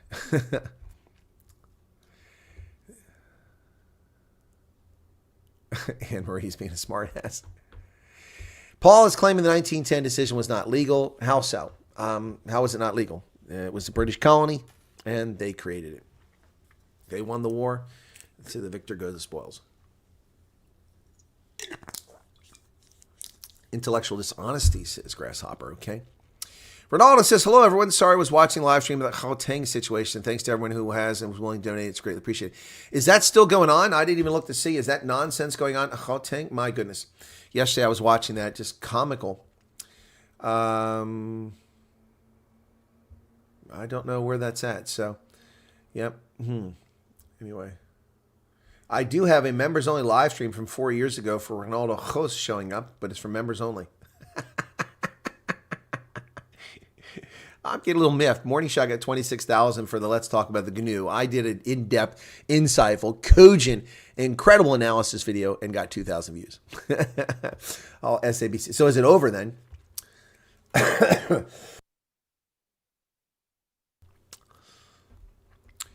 Sean Gunther is asking a question. Well, Sean, for the same reason that Donald Trump needs a lawyer. Donald Trump committed no crime, but he's been falsely accused. And so you have to hire an attorney to defend your interest. I'd be interested if the reparation discussion would include the Ottoman Empire, Palestine, and we can go back to the Hittites. We can talk about the Egyptians. We can talk about, Great Zimbabwe, all kinds of stuff. It just gets silly at some point. The Cape never wanted to be part of the Transvaal Orange Free State. Doesn't really matter, Dovton. Doesn't matter. Doesn't matter. Doesn't matter. It happened. Megan's going to Hong Kong. Be careful. I can't go there anymore. The Chi-Coms have taken full control and they'll arrest me on sight. Oh my goodness. Not for the equality case, no. Huh? Don't know what he means. I told him at the funds, I guess. Anyway, yeah, folks. So it's I got 138 likes here, 153 people currently watching. Thanks for that.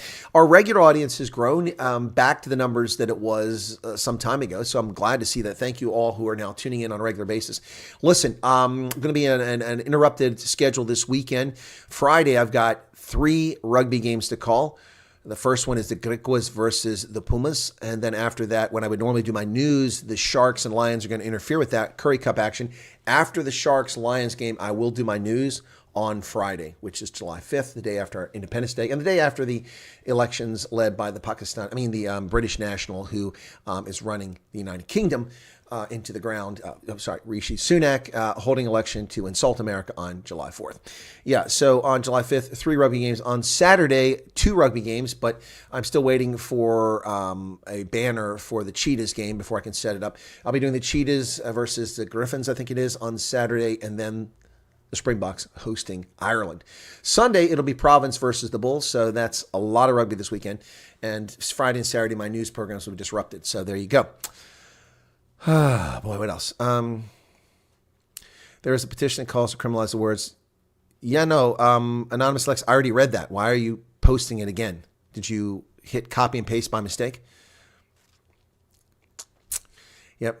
Anyway, so yeah, that's going on this week. Also, for those who haven't seen, I've been putting out a number of videos, analysis. It's funny because Walsh, who claims to be Dali and Pofu's nephew in Ronaldo's group, was trying to troll me over there and just acting like a total ass. And he said he asked me a question, which the thread is like 3 days long. I never saw his question. I was busy in South Africa, and I'm like, what do you want? And he's trolling me. And going on and on and on, and people finally had enough of his garbage. And I said, look, you got a question, contact me. The little clown hasn't contacted me yet, but he was over there trolling me on that account, and he was whining about why I cover South Africa. And I said, because I have an interest in it. And what an idiot. I mean, you have anthropologists in South Africa who go to Iraq, who go to Libya to do anthropology. You have historians in South Africa who cover Europe and America, historical. You have political scientists who cover the United States in South Africa. Why in the world would you think that there wouldn't be historians and political scientists and anthropologists in the United States that cover South Africa? Anyway, he's whining about it. He's like, whoa, why don't you do any American content? And I do American content. But as I said before I went on my trip to South Africa, that my focus would be on South African elections almost exclusively while I was there. And those who watch my channel know that. But here's an example. I did a breaking story yesterday, one of the biggest stories in modern history. The United States Supreme Court reached a decision stating the painfully obvious that presidents have immunity for their official acts. And that's right. They didn't need to do that, but the leftists made them do that because they prosecuting Trump for crimes that are non-existent. So this case went to the Supreme Court, which I think is embarrassing. But that was breaking news yesterday. I did a short video, 4 minutes. That video has 650 views. So Walsh, if you're here, which you're probably not, or if you're busy over there in Ronaldo's group tweeting right now and the WhatsApp group, you see, that's why I don't put the content on here. I put it on occasionally, but no one seems to give a flip because my audience is about half South Africa, and that's what they care about. So the U.S. audience hears me in my live streams talking about the U.S. And I think there's nothing. There's no contingency with the Equality Court. I don't know what that means. Former Vice President Jacob Zuma reminds. Former Vice President Jacob Zuma was president. Both were thoroughly corrupt sociopaths. The only difference is Jacob Zuma is not a president. Okay, Reese. Maybe because you can cover whatever you want.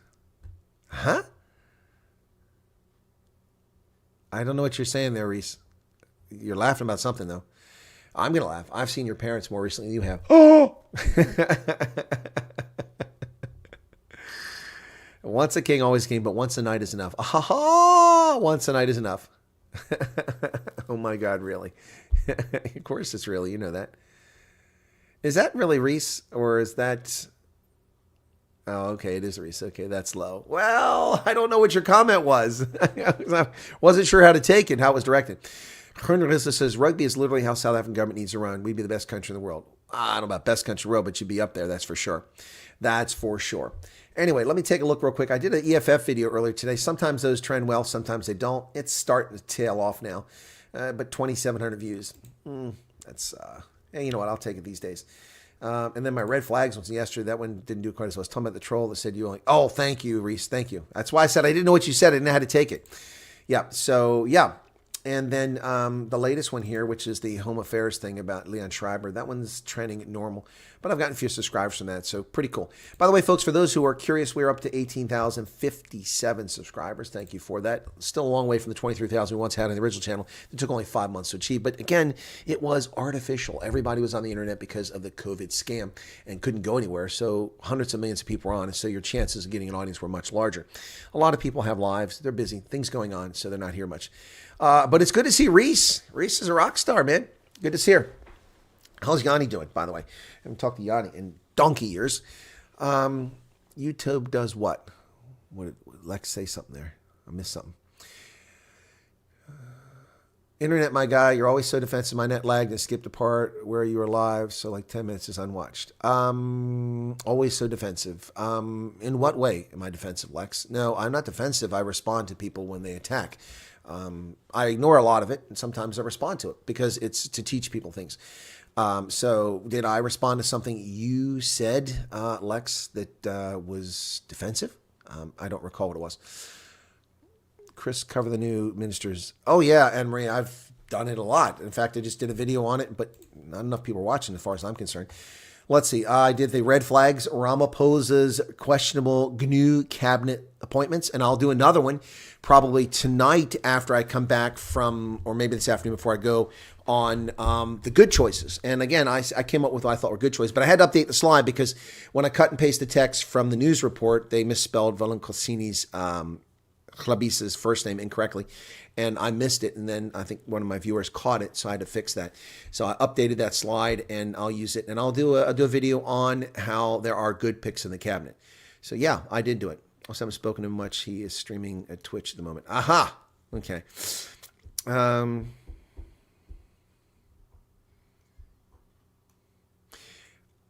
He hasn't been dismissed to my knowledge, Chris. He's just been suspended. There's a difference there. There's a difference.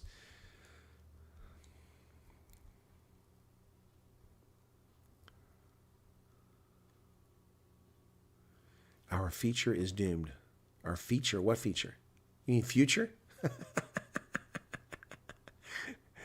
What am I doing for American Independence Day? You know what? It's funny you should mention that, Debbie, because I have not really thought very hard about that. I have a concrete, pad behind my house, but there's nothing out there. And in the sun, it's not so great. The weather's been nice the last couple of days. A little bit warmer today than it was yesterday. Yesterday was perfect. 75 degrees Fahrenheit, nice breeze, partly cloudy skies, beautiful day. Today it's a little bit warmer. But I hadn't really thought about what I'm doing the 4th of July. I'll be here with you guys. But I mean, beyond that, no barbecue or anything like that. So, I mean, people will annoy me with fireworks, but, beyond that, not really doing much.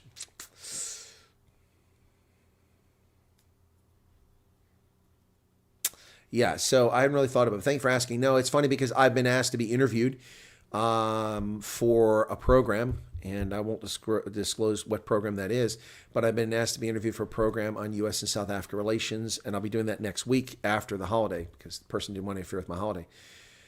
Sean says, what office did you run for, and why did you lose, and will you run again? Oh, well, it's pretty obvious. Here you go. I ran for the 92nd District of Pennsylvania. That's not focusing. There we go. 92nd District State Representative. So that's what I ran for, and I lost. Why did I lose? Because in this area, unless your grandfather's buried in the cemetery, you're considered a foreigner. So I lived here for 9 years, but apparently I'm an alien, and it doesn't matter whether someone's competent or not. If you got someone running against you that whose grandfather's buried in that cemetery, that trumps it. And it wasn't a fair race. I've looked at the public disclosure of the amount of money that was donated to people, and one of my opponents who lied publicly about where his money was coming from and what donations he was getting, and he just flat out lied. It doesn't matter. He shouldn't have lied. It just shows you the character of the person. That person got $8,000 donation from one person, $5,000 from another, $1,000 from another, plus over $30,000 in dark money from a political interest group. All because the state representative who lied to the public and said she wasn't endorsing any candidate was quietly behind the scenes endorsing this candidate for whatever reasons. That's her prerogative to do that, but it's not her prerogative to be a liar because 4 other people ran in a race and wasted their time and a lot of other people's time plus their personal money and other people's donations. But that's politics. So I lost not because I wasn't the best candidate, not because I wasn't a good choice, not because I ran an ineffective campaign, but because I simply couldn't compete. I refused donations for the primary and spent my own money, and a lot of it, unfortunately. Drained savings accounts and had large credit card bills, which are all paid off now. So I'm debt-free from my campaign. I've met all my obligations, and I met them all on time, and I was honest about my financing for my campaign. And those are a matter of public record. You can find them online if you want to see how much money was spent. But I lost because, people were spending 5 times the amount of money I had. 2 candidates spent 4, 5, 6 times the amount of money that I spent and other candidates spent. One candidate was outspent by a figure of 20 to 1. So we had 5 candidates in the race. So there was no chance of winning this race. And will I ever run again? I don't know. If I move to Wyoming, possibly. Here in Pennsylvania, I don't know. There's just too many nasty things in the politics of the state that are very corrupt, and it soured my stomach on it. In fact, after the election, not because I lost. Like I said before the election, I was fine with the election. I told people, because people were asking me, so what happens if you win? And what happens if you lose? I said, well, and this was April 23rd was the primary. I said, if I win, then I'll take a 2-week break and then catch my breath. Then I'll go to South Africa for 2 weeks, cover the elections, and I'll come back and re-engage for the fall campaign so I can win the election in the fall, which should be easy to do. If I lose, fantastic. I won't be spending any more of my money because after the primary, I agreed that I would set up a political action committee and take donations at that point. But then after that, I said, if I lose, then I stop wasting my own money and I get back to business and I go to South Africa for a month. And that's exactly how things have panned out. And so my feelings aren't hurt. No big deal. But when the election was over, not because I lost, but because of the dirty, underhanded criminal activity and morally bankrupt behavior of political party officials in the Republican Party, as well as serving members of the state legislature and one of my opponents, I basically said to myself, you know what, I'm not going to make emotional decisions, but I'm done. I'm never running again. I'm going to resign from the Republican Club. I'm going to resign from the Veterans Organization. I'm going to resign as a judge of elections. I have no desire to interact with people that are this crooked and this dirty. So again, I didn't make any decision based on that. I just said that was my initial thought. I mean, there's no point in doing all these things. I can enjoy my life and go on vacations and see the Rocky Mountains, go hiking, go climbing, take a cruise to Alaska. I can enjoy my life instead of wasting my time and my treasure trying to make life better for people who don't give a flying flip about life being better. So, of course, I didn't make that decision. I've not resigned as judge of elections. I have a 3-year term, and I still have one more election to go through. And I'll do that, and I'll fulfill my commitment on that. But then I'll seriously reevaluate whether I'm going to be a judge of elections going forward. As far as the Veterans Organization is turned a corner, despite the fact it's under attack by people all the time. And I just don't want to leave the job half finished, so I'll stay a bit longer for that. So there you go. Dan says, sadly, in Wyoming, it's a lot of name recognition to get you elected here. Well, it's the same here, Dan. And the guy who won the race, he's accomplished nothing, but the family name has been here for generations, and that's part of it, too. Orlando Sadi says, hello. Did you hear that Ramaphosa originally did offer trade? Yes. Oh, no, I'm well aware of that, Orlando. I said that as it was unfolding. In fact, I surmised that was the case before it was publicly announced, and it turns out I was correct in my analysis. Yep.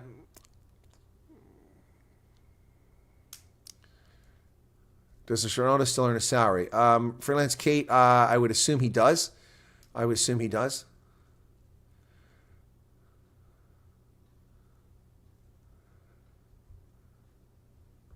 Freelance Kate, not the salary. What?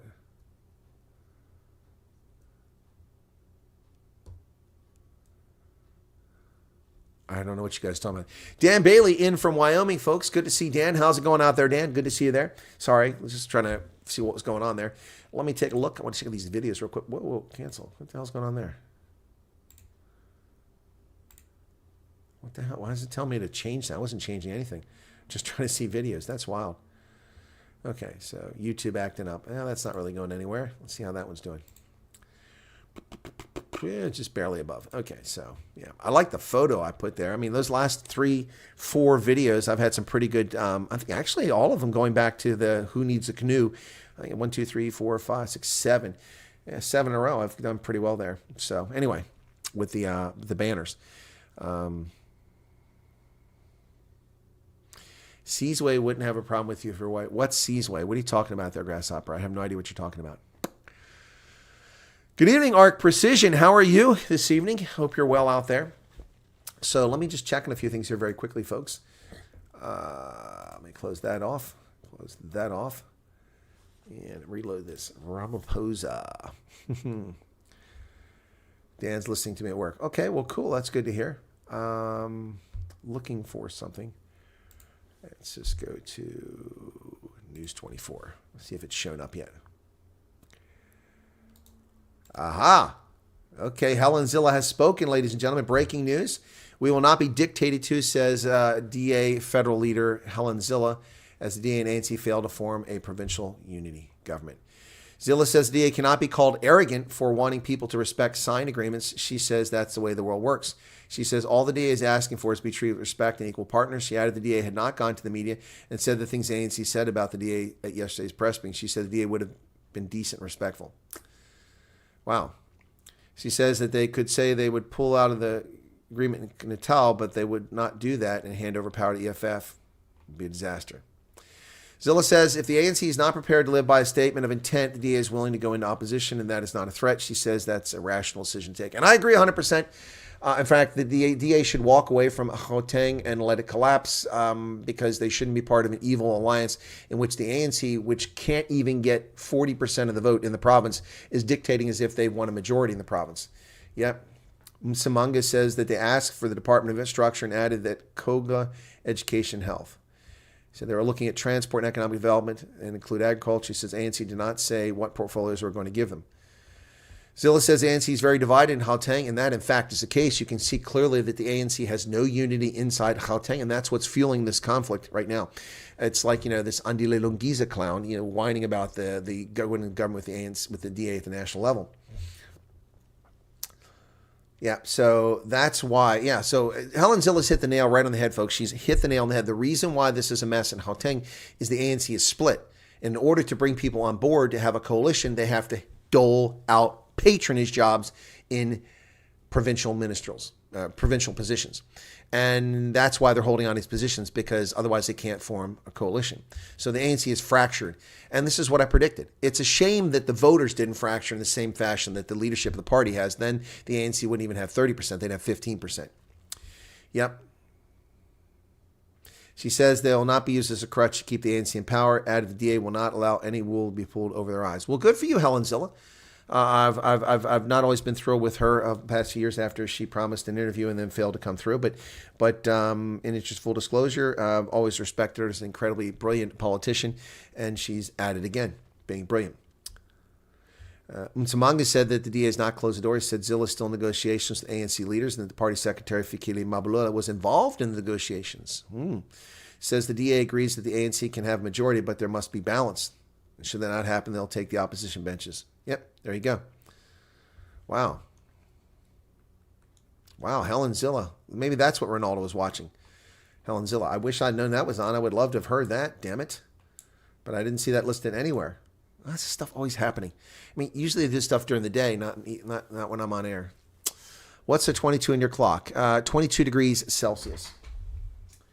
22 degrees Celsius in my house. No, I didn't fly back in time. Oh, boy, Sean, PK is on about the government controlling people.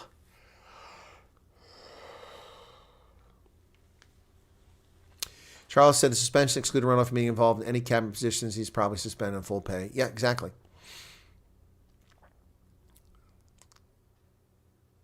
No, it can't stay 22 unless I turn the air conditioner off or, I turn the heat up or I turn the air conditioner down. It's 22 degrees. That's why I was messaging you about on YouTube whilst it was breaking. Oh, all right, Paulie. YouTube will let you post. Yeah, but you didn't put it in WhatsApp.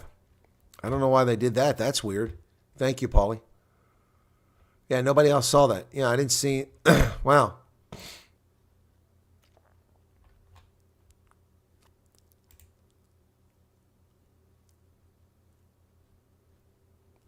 Sorry, folks. I'm just trying to do something here.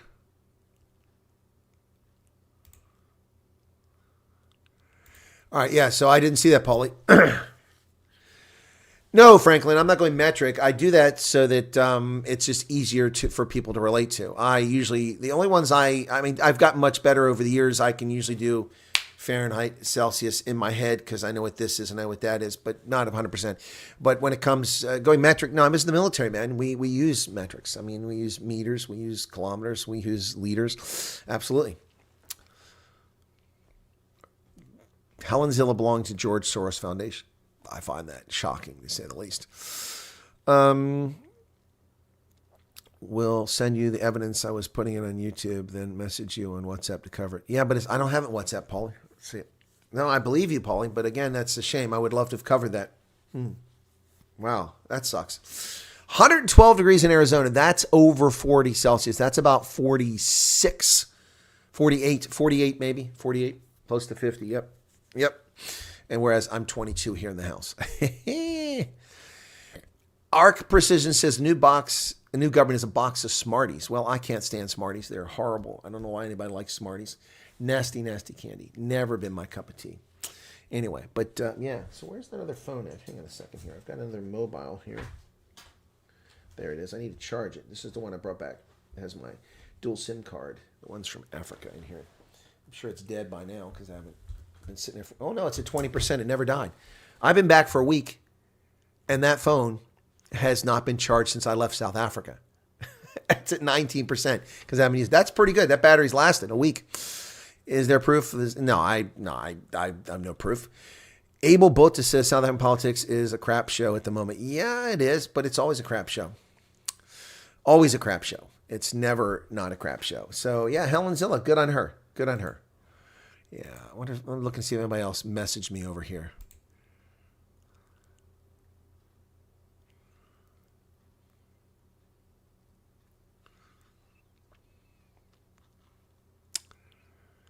Oh, I see what Paulie says there. Yep. Reese, did you discover Hendo's here?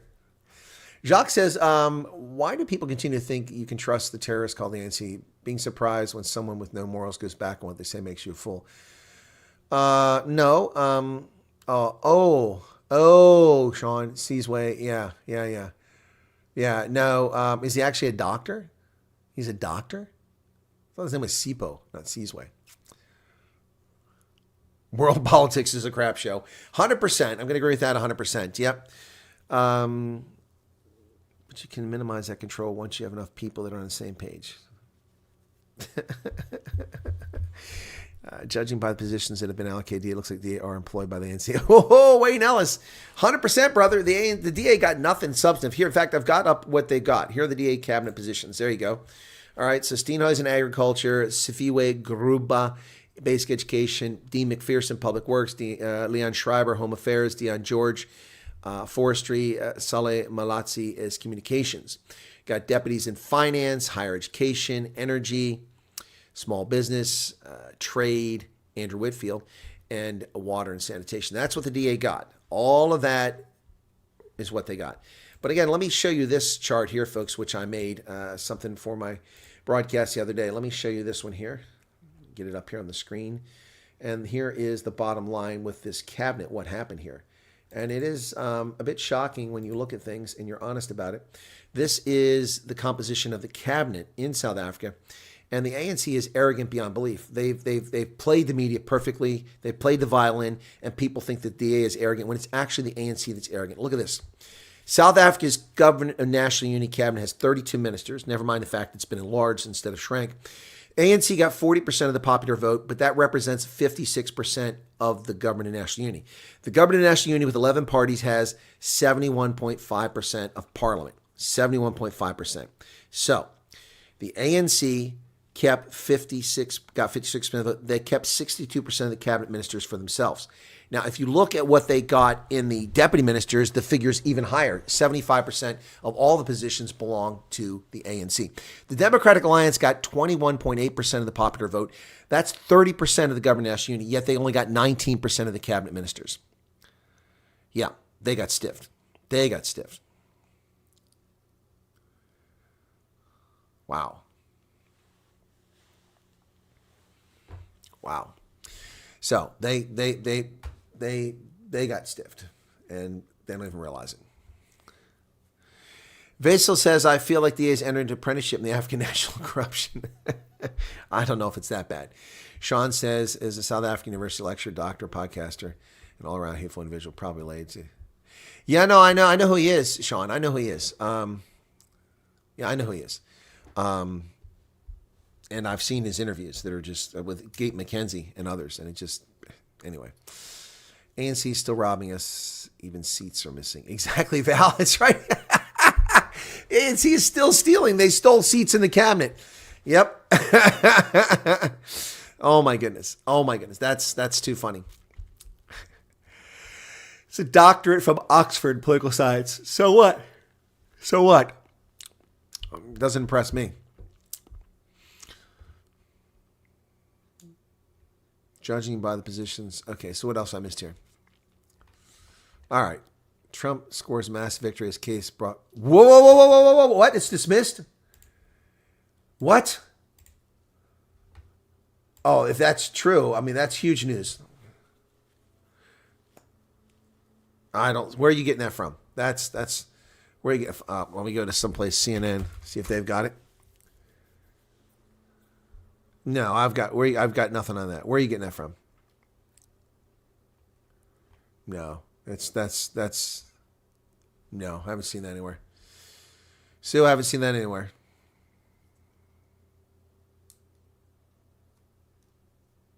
Dog is 11 years old. Sharpay, 1 year this month. Wow. Abel Both, this is what's your opinion, Neil Beer? Why do you ask? Before I answer your question, why are you asking me what my opinion on Neil Beer is?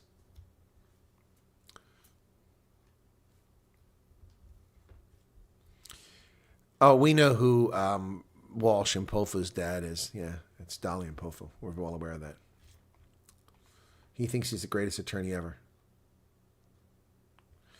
Yeah, Victoria Spartz, the Ukrainian-American Republican in Congress, had a gun at the airport. Did you guys hear about this? Yeah. He's charged with a weapons violation at Dulles. The Republican Vienna was charged with violating a section of Vienna law that prohibits carrying a gun into an air carrier airport terminal. Accidentally carried an empty handgun in her suitcase with no magazine, no bullets, which she did not realize was in the pocket of her suitcase. She's received a summons to appear in court. It's a misdemeanor.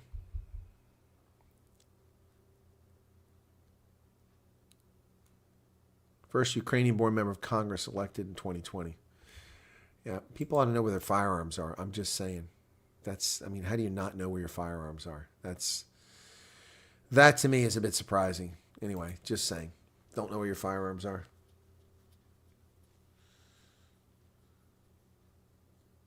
No, Sue is not related, son. That's funny.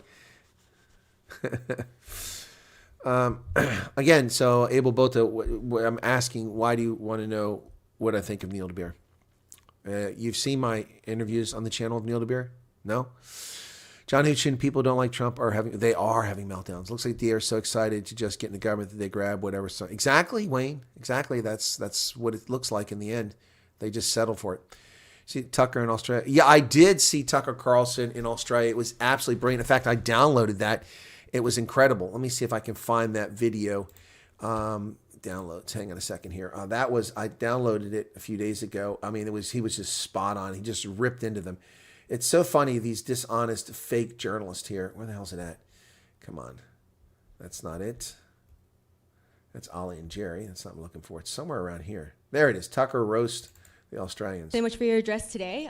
So you talked a little bit about immigration, and in the past you've talked about how white Australians, Americans, Europeans are being replaced by non-white immigrants in what is often referred to as the Great Replacement Theory. This is the same... Have I said that whites are being replaced? Well... I don't think I said that. Well, it's been mentioned... No, he never said that. Abel says Neil's a former MK and ANC member. He's been saying things which kind of make sense. However, he'd never get the votes to get into government. Not seen the interviews yet. No, Abel, I've covered the United Independent Movement since its inception. I had viewers that asked me to cover it and talk about Neil DeBeer. I interviewed Neil DeBeer. I asked him the hard question about being disloyal to the apartheid government, being disloyal to the ANC. His experience in MK, his experience in uniform. I asked him all those questions. It's all in my previous interviews with Neil DeBeer. I also am the only journalist in the world who covered the launch of their campaign for the election in 2024, which started in February of 2023 at Tigerberg. I was there. I know Neil DeBeer, and I have never publicly stated whether I like or dislike him. I have reported on him and the UIM objectively. I will say that I am fond of Fatima Abdul, who's like the number 2 in the party, the old soapy star, who serves in council up in Johannesburg. I think it's Johannesburg. Maybe it's Pretoria. No, it's Joburg. I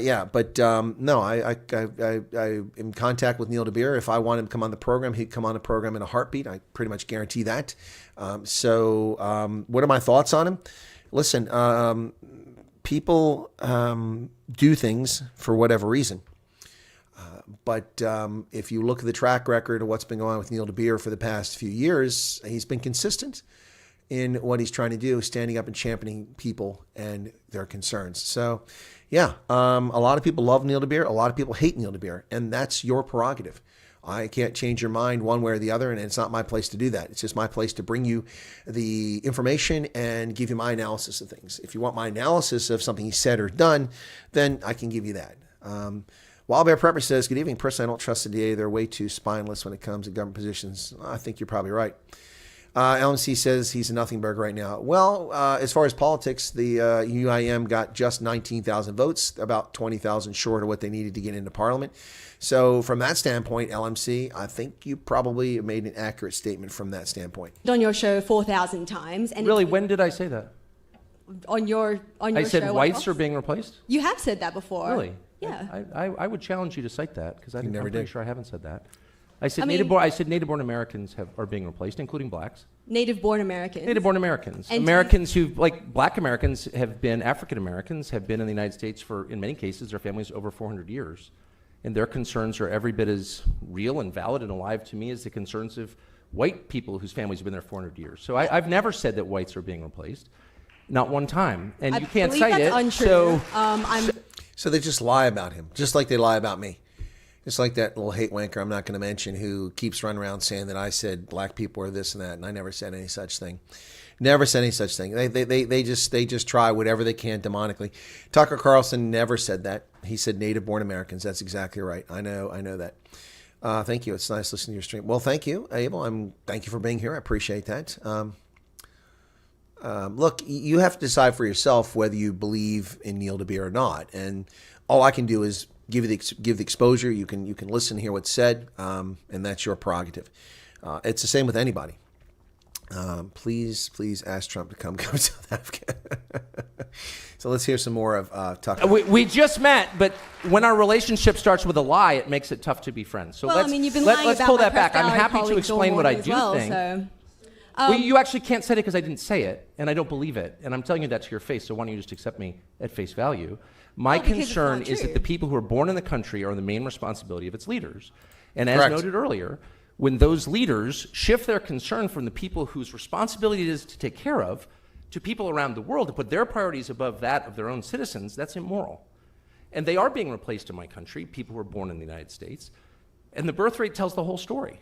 Yeah, not just the birth rate, but the number of foreign-born people in America is 20 or 18% of the country now. It's absolutely out of control. Absolutely out of control. Tucker Carlson really does some good work. Saw a Republican hammer and embarrass Whoopi Goldberg on her Cadet show. No, I didn't see that. No, Tucker does do some good work. Unfortunately, does some, off-the-wall crazy stuff now and then. But, yeah, he's pretty good. And I called it in January of 2020 when the world was navel-gazing and everyone's like, oh, impeachment of Trump, impeachment of Trump. And I said, Tucker Carlson just went in the first week of January on his news program and warned people about a viral infection breaking out in a town called Wuhan in southeastern China, and the world's not paying attention. Tucker Carlson said this could affect all of us, and he was right on the money, before anyone else was talking about it. Explain America, Carmen Sabia. I don't know who that is, and I didn't see the link, so let me just see if I can go find that. But it's not in any news story, so that leads me to believe someone's probably just talking out their backside. I don't know who Carmen Sabia is. Let me just do that. Explain America. Carmen Sabia, there it is. There's a podcast. Okay. Never heard of it. Oh, it's a dude. It's Carmine. I thought it was Carmen. It's Carmine.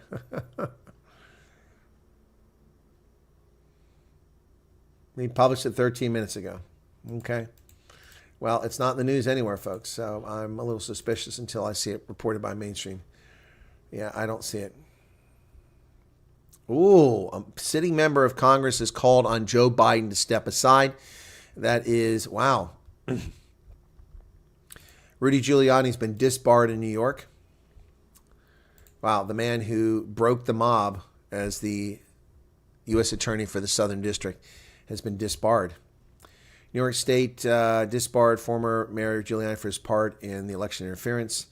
Long expected disbarment has affected me as a major blow to the former public official at a time when he faces fallout for spreading lies. In addition to losing his law license, which is likely to be recognized across the country, he's in bankruptcy after landing $150 million in debt for defaming 2 election workers.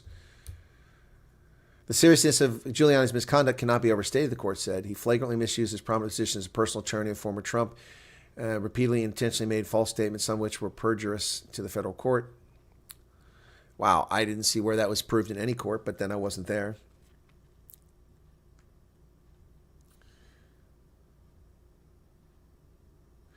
Giuliani said, his spokesman, Ted Goodman, said, members of the legal community who respect the rule of law in this country should immediately come forward and speak out against this politically and ideologically corrupted decision. We'll be appealing this objectively flawed decision in hopes that the appellate process will restore integrity to our system of justice.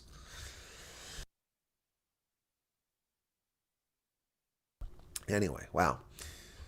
Rudy Giuliani. Wow. So a Democrat is calling for Biden to step aside. It's started. Lloyd Doggett calls for Biden to step aside. Democratic Representative Lloyd Doggett of Texas Tuesday became the first sitting Democratic member of Congress to call on Biden to withdraw from the presidential race.